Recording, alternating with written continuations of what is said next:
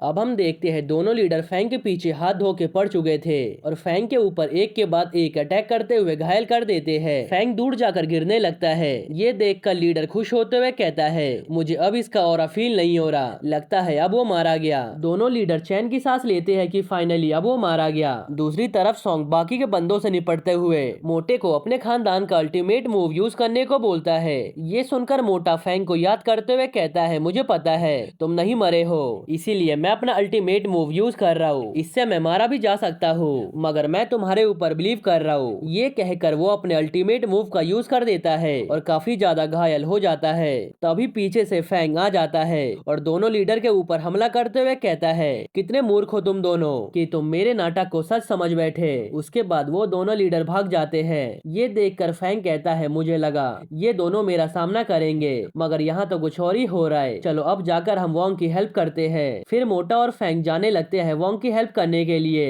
Fang दूर से चिल्लाते हुए दुश्मन को डिवाइन वेपन वहीं पर छोड़कर जाने को बोलता है। दुश्मन को मारने के बाद वो सभी वेपन्स को इकट्ठा करने लगते हैं और फैंग उसे भी स्टोरेज रिंग के अंदर रखना शुरू कर देता है। दूसरी तरफ लीडर से उसका साथी पूछता है, क्या हम यहीं पर छुपे रहेंगे? जिसपे वो गुस्से में कहता है, मैं यहाँ से फैंग को मारे बिना वापस नहीं जाने वाला हूँ। इधर फैंग सभी को अपना दिल संभाल कर बैठने को बोलता है और लूटे हुए सभी डिवाइन वेपन को निकालता है, जिसे देखकर सभी के सभी हैरान हो जाते हैं। मोटे ने तो इतने सारे डिवाइन वेपन्स को कभी एक साथ नहीं देखा था। फिर फैंग गुस्सा होते हुए कहता है, मुझे याद है कम से कम उनके पास 70 वेपन थे, मगर 10 भाग गए थे।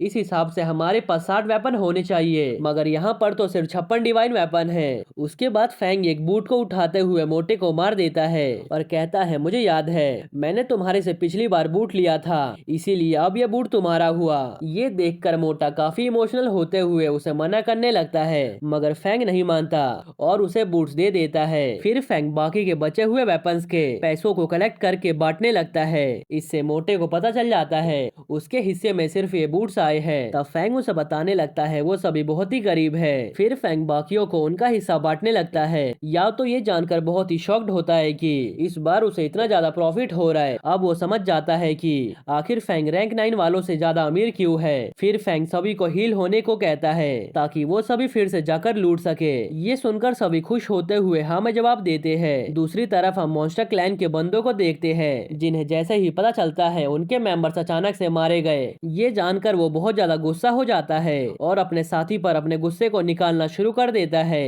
इधर फैंग एक के बाद एक बंदे को मारे जा रहा था और इधर मोटा उड़ने की प्रैक्टिस किए जा रहा था। अब हम एक बंदे को देखते हैं जो कि एक लड़की को टॉर्चर कर रहा था और उससे मोटे के बारे में पूछ रहा था। तब वो रोते हुए उसे बताती है, आपके भाई ने 1000 मॉन्स्टर क्लैन के बंदे को मार दिया है। ये सुनकर वो बंदा जिसका नाम हाउ है गुस्से में कहता है, तो तुम कह रही हो मेरे भाई मोटे ने 1000 बंदों को मारा है? तुम्हें लगता है तुम मेरे से झूठ बोल सकती हो? उसके बाद हाउ उस लड़की को मारते हुए कहता है, मैंने कहा था मोटे को एक जगह देकर छुप जाने को। ग्रैंडपा ने तो ये भी बोल दिया था कि वो यहाँ पर आने के बाद जिंदा नहीं बच पाएगा।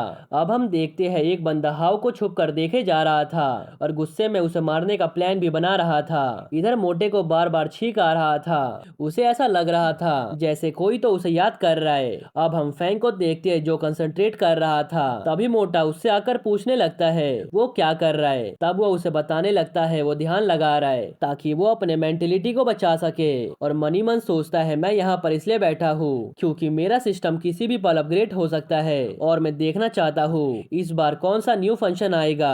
तभी अपग्रेड कंप्लीट हो जाता है और फैंग उस अपग्रेड को देखकर काफी शॉक्ड होते हुए सोचता है, मेरे ट्रिलियंस डॉलर ऐसे ही पानी में चले गए। ये 100 पॉइंट्स का मतलब क्या है और ये शो क्यों हो रहा है? फिर वो जल्दी जल्दी सिस्टम को मारने लगता है। ये देखकर मोटा उसके पास आते हुए पूछता है, क्या तुम्हें अपनी मेमोरीज वापस मिल गई है? मैंने सुना था अपने एंसेस्टर से कि पिछले जन्म की मेमोरीज कभी कभी वापस आ जाती है। ये सुनकर फैंग उससे पूछने लगता है, क्या तुम्हें डिस्ट्रक्टिव मेथड यूज करना आता है? अगर आता है तो तुम मुझे सिखा दो। और मनी मन सोचने लगता है, एक बार मैं इसे सीख लूं फिर देखना मैं कितनी जल्दी कल्टीवेट करता हूँ। इधर फैंग अपने पावर्स को देखने लगता है। ये देखकर वोंग और सॉन्ग सोचने लगते हैं, ये इतनी जल्दी रिकवर हो गया और इसने अब कल्टीवेट करना भी शुरू कर दिया है। फिर फैंग मनी मन सोचने लगता है, ये दोनों मेरे से बहुत ज्यादा इंप्रेस हो चुके होंगे। उसके बाद वो उस एनर्जी को दूर फेंक देता है, जिस कारण से एक बहुत बड़ा धमाका हमें देखने को मिलता है। ये देखकर सभी उससे बहुत ज्यादा इंप्रेस हो जाते हैं। फिर फैंग बताता है, है वो सब यहाँ पर और ज्यादा नहीं रह सकते हैं और उन्हें यहाँ से मूव करना चाहिए। और ये सीन यहीं पर शिफ्ट होता है। हम लीडर और एक क्लैन को देखते हैं जिनके बीच में फाइट स्टार्ट होने वाला था। कुछ ही दूर पर जीसू और उसका एक साथी ये सब देख रहे थे। मोटा और फैंग भी छुपकर उनकी बातें सुन रहे थे। फिर मोटा कहता है, फैंग, सभी लोगों को तुमने मारा है, मगर ये सब मेरा नाम क्यों ले रही है? जिस पे फैंग हंसते हुए कहता है, तुम्हारे बड़े भाई ने तुम्हारे लिए बहुत सारे दुश्मन बना के रखे हैं। मोटे, क्यों ना मैं तुम्हारे बदले ब्लेम ले लूं? तुम अभी बहुत ही वीक हो और तुमने अपना अल्टीमेट टेक्निक भी यूज कर लिया है। तुम ऐसा करो, फैंग बनने का प्रिटेंड करो और मैं मोटा बनने का दिखावा करूंगा। इस कारण से वो सभी तुम्हारे पीछे न आकर मेरे पीछे आएंगे। ये सुनकर मोटा खुश होते हुए पूछता है, क्या तुम सही में ऐसा करना चाहते हो? तुम्हें पता है ना, अगर तुम ऐसा करोगे तो तुम्हारी जान जा भी सकती है। जिस पे फैंग कहता है, तुम ज्यादा कुछ मत सोचो, अगर तुम्हारी जगह कोई और होता तब भी मैं उसकी हेल्प करता। मार्शल आर्टिस्ट का एक रूल होता है, कमजोरों की हमेशा हेल्प करना और उन्हें प्रोटेक्ट करना। तुम मेरे ऊपर बिलीव करो, मैं किसी और के लिए भी यही करूंगा। आज से तुम फैंग हो। अगर मैं यहाँ पर मारा जाऊँ तो वॉर किंग को बोल देना मेरी फैमिली का ध्यान रखने के लिए। ये सुनकर मोटा रोते हुए कहता है, फैंग, मुझे माफ कर दो, मैं वॉर किंग का वारिस हूँ, मगर फिर भी मैं कुछ नहीं कर पा रहा हूँ। ये सुनकर फैंग स्टाइल मारते हुए कहता है, वॉर किंग ह्यूमैनिटी के लिए कुछ भी कर सकता है, मैं यहाँ पर उन सबको मारने के लिए आया हूँ। ये सुनकर वो रोते हुए कहता है, आज से मैं तुम्हारा भाई हूँ, अगर तुम्हें कुछ हो गया तो मैं तुम्हारे फैमिली का ध्यान रखूंगा, बिल्कुल अपनी फैमिली की तरह। अगर मुझे झुकना भी पड़ा तो तुम्हारी फैमिली को बचाने के लिए तो मैं झुक जाऊंगा। अब फैंग ऊपर पहाड़ से दुश्मनों को देखते हुए कहता है, सब घेरा बनाकर खड़े हुए हैं, अगर मैं किसी एक को भी मारने में सफल हो गया तो मैं उसकी जगह उनके टीम में शामिल हो जाऊंगा, मगर अब मुझे उनके बीच में जाकर लोगों को बचाना होगा। ये कहकर फैंग भागते हुए दुश्मनों की तरफ बढ़ने लगता है और उनके ऊपर हमला कर देता है। ये देखकर जीसू और बाकी सब डर जाते हैं। तब मोटा उनके पास आते हुए कहता है, फैंग ने वहाँ पर हमला इसलिए किया ताकि तुम सब बच के निकल सको, इसीलिए जल्दी से मेरे पीछे आ जाओ। दूसरी तरफ फैंग किसी को बॉम्ब से उड़ा रहा था तो किसी को तलवार से काटे जा रहा था। एक पॉइंट पर सभी दुश्मन उसे घेर लेते हैं। तब फैंग डिस्ट्रक्शन टेक्निक का यूज करते हुए उनके ऊपर भारी पड़ने लगता है। उसके बाद वो अपने सांजिनो गेट को खोलते हुए वहाँ पर अपने घर को क्रिएट कर देता है, जिस कारण से बहुत से लोग उसके नीचे कुचल के मारे जाते हैं। ये देखकर फैंग खुश होने लगता है। मॉन्स्टर क्लैन की फैंग को सभी दुश्मनों को मारते हुए देखती है और सोचती है, ये तो मोटा है, इसने तो अकेले ही सभी को मार दिया, इसका करेज और स्ट्रेंथ तो हमारी सोच से भी बढ़कर है। फिर फैंग जी और उसके टीम को भी मारने की धमकी देता है। तब जी कहती है, हमारा कोई भी प्लान नहीं है तुमसे और तुम्हारे क्लैन से पंगा लेने का। माना मैंने, तुम बहुत ज्यादा स्ट्रॉन्ग हो, मगर तुम एक जनरल लेवल पर ही हो। जिस पे फैंग कहता है, अगर तुम्हारे अंदर हिम्मत है तो आओ मेरे से फाइट करो और मुझे मार के दिखाओ, और अगर हिम्मत नहीं है तो अपना मुंह और ओपिनियन दोनों बंद कर लो। ये सुनकर जी कहती है, ये तो अपने भाई हाउ से भी ज्यादा एरोगेंट है, कम से कम वो इतने साथ इतने बंदों को तो नहीं मारता है। जाओ कमांडर को इसके बारे में रिपोर्ट दे दो और कह दो इस बंदे को जान से मारने के लिए।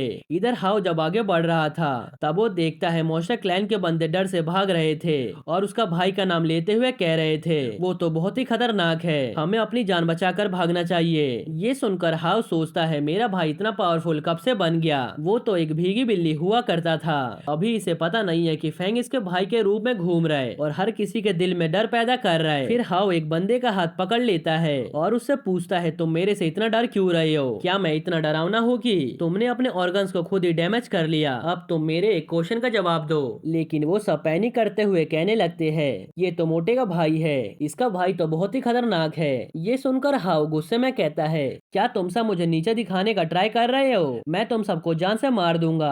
देखते ही देखते फैंग के पीछे रैंक 7 के बहुत से बंदे पड़ जाते हैं। उन्हें देखकर फैंग चिल्लाते हुए कहता है, अगर तुम सबको मुझे मारना ही है तो जल्दी से रैंक 8 को भेजकर खत्म कर दो, ये मुझे तड़पा क्यों रहे हो? फिर वो भागते हुए सोचता है, मोटे ने मुझे एक बीट दिया था, अगर मैं उसे फेंकूंगा तो ब्लास्ट हो जाएगा, मगर मेरा प्रॉब्लम यह है कि इसके साथ मैं भी मारा जाऊंगा। अब मुझे अपने छुपने के लिए एक जगह को ढूंढना पड़ेगा, अगर मैं ढूंढ लूंगा तो मेरे लिए अच्छा रहेगा। फिर फैंग जी के पास आते हुए कहता है, मैं दुश्मनों को ले आया, तुम इन्हें मार दो उन्हें देखकर वो चिल्लाते हुए कहती है, क्या तुम्हें मरने का शौक है? तुम यहाँ पर इन्हें लेकर क्यों आए हो? फिर जी अपने साथियों को वापस चलने को बोलती है। ये देखकर फैंग रोते हुए बोलता है, क्या आप मेरी हेल्प नहीं करोगी? जिस पे जी उसे पीछे से आने से मना कर देती है। फिर फैंग वहाँ पर ब्लास्ट कर देता है, जिस कारण से किसी को भी दिखाई नहीं देता। उसके बाद वो सबको मारते ही जाता है और जी को बंदी बना लेता है, जिस कारण से सभी दुश्मन पीछे हटते हुए कहते हैं, अगर जी को कुछ भी हो गया तो